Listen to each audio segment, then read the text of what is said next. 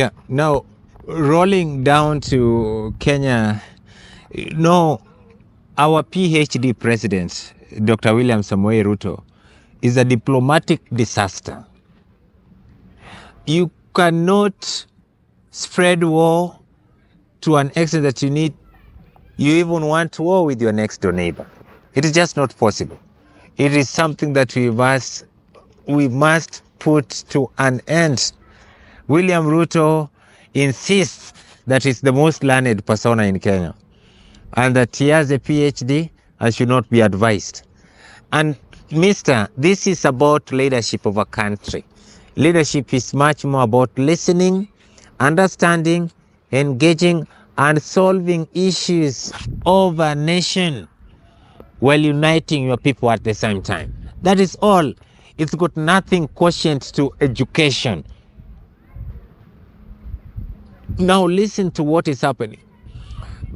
Kizza Besigye was abducted here in Kenya, taken to Luzira prison, where he's been languishing from last year. He even came to the advent of the new year while in prison. The same guy has been in prison and started a hunger strike. And I'm shocked by the courts in Uganda.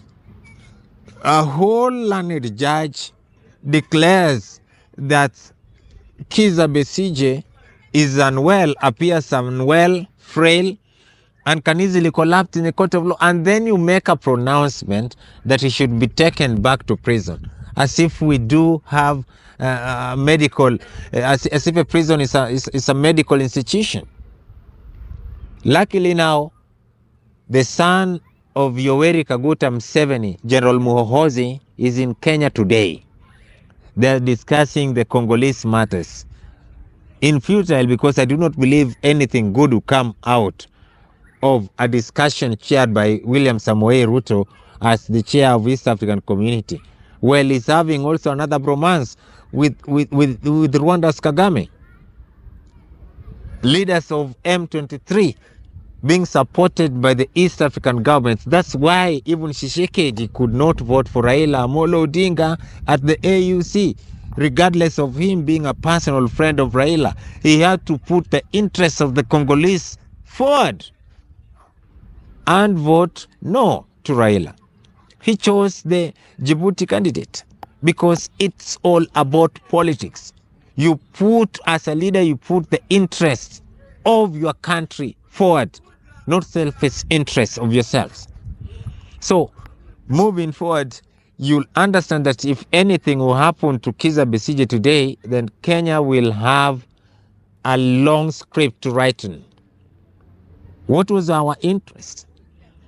Kenya, just like the rest of other countries in the world, what is our interest with warring countries?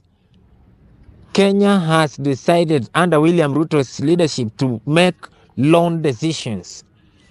You see, the reason as to why we unite is because we might be people of the same strength, less, more, or moderate power. But when we come and unify ourselves, when we conglomerate in one body politic, let's say East Africa Community or Africa Union, then the umbrella body should speak on our behalf. Kenya is a lone star when it comes to Russian issues. Kenya is a lone star when it comes to Israel matters. Kenya is a lone star when it comes to Congolese matters. Kenya speaks alone when it comes to Somali issues. Kenya speaks alone when it comes to Sudan matters. Kenya is a lone star even when it comes to Haiti. And then we purport to say that we are Pan-Africans and that we are deeply engrossed onto AU matters. Why and what for? I think that whatever William Ruto is doing today, the arrest of Besigye, whatever Besigye is going through in Uganda today is happening because William Samoei Ruto has decided to show the AUC heads of states the middle finger because they rejected in totality their nominee. His nominee, his candidate at the AUC. I mean, you cannot have a discourse in your own country, accelerate it to your neighbors, and think that the whole world will be talking good about you, regardless of your power, regardless of your might. In this transition, in this kind of a governance, in this Kenya Kwanza administration, Kenya has made lots of lapses when it comes to diplomacy. We've given out KICC to M23 rebels. We've given out KICC to the Sudan rival camps, their hostile zones. We have given them that homage to our country. They've gone to the State House. They've rubbed shoulders with the president. Now I ask you, Mr. William Samuel Ruto, and I like the response that you got from the Sudanese, one of the Sudanese leaders, that just like Kenya, they also face issues to do with, lack of jobs, poverty, and the rest. You have your own problems here in Kenya. In fact, our Kenyan problems are worse than the Sudanese problems. It's just that we are just being cool on you.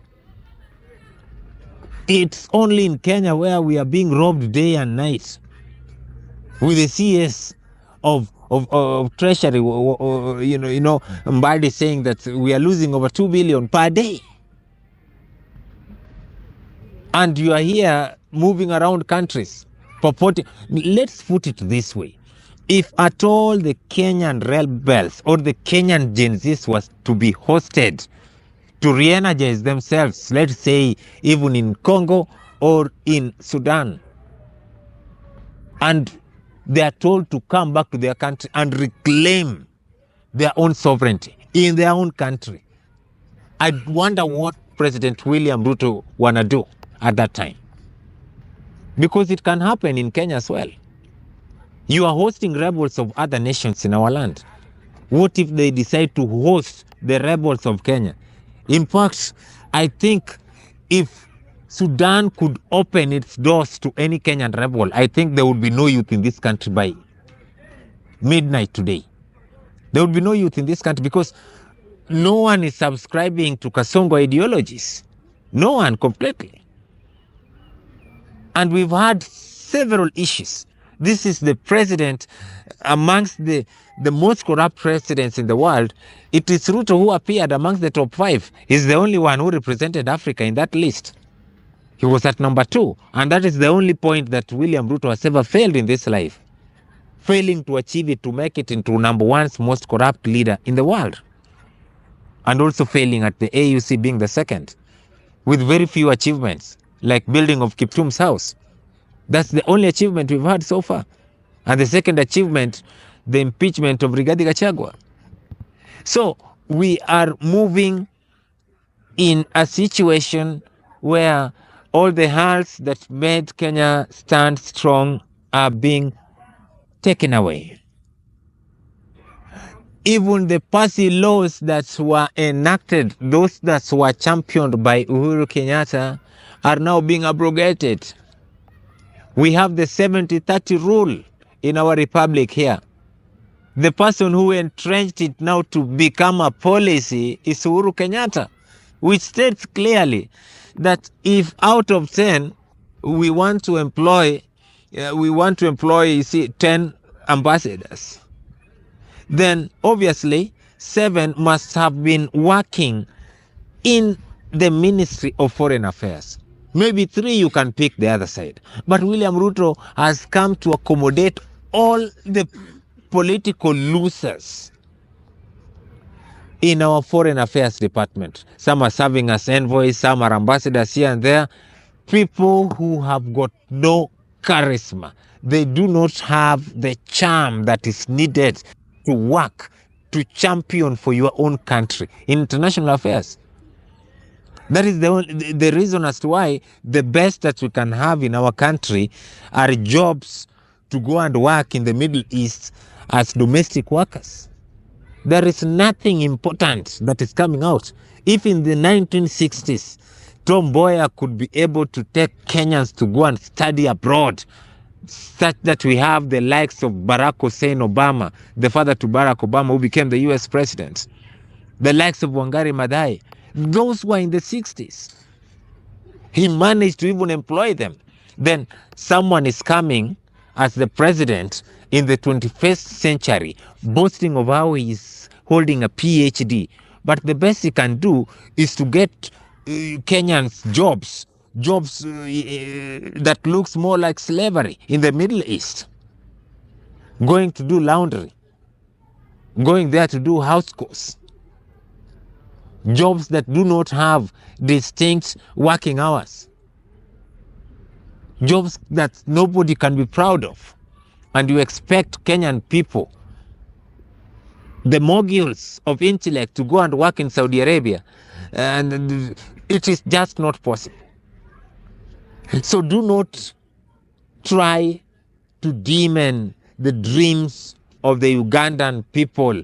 That dream, the holder of that dream, the torchbearer of that dream is none other than Kizza Besigye. So if Kizza wants to transform Uganda to move forward, let Kizza Besigye be.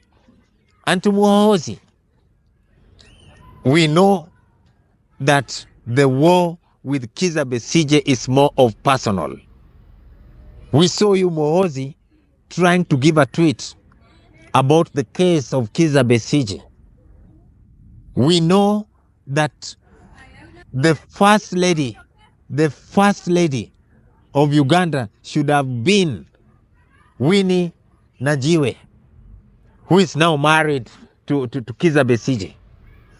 So the moment you're trying to touch on that gallant woman's husband in the name of Kizza Besigye, then know that karma is real. In our own culture, in African tradition, whoever was supposed to be your mother, or whoever is your mom, or whoever, someone who has ever enjoyed anything, whatever, in common with your own dad, you do not mess up with them. So my brother Muhoozi, keep off any matter that is touching Kizza Besigye. If you want to make it in life, it is beyond you. Leave those men alone. But Museveni, the time is ripe and the writings are on the wall. You better listen to it now. Kizza Besigye might look very minute to you. You might have known him. You might have known even what he owns. But Kizza Besigye's name has grown larger than Uganda, larger than Kenya, larger than East Africa, and larger than Africa. And if anything will happen to Kizza Besigye, then it's a waiting, ticking time bomb that is just not only going to deliver Uganda from dictatorship, but it's going to deliver Uganda, Kenya, Tanzania, whichever country within East and out of Africa, even the west of Sahara. Thank you.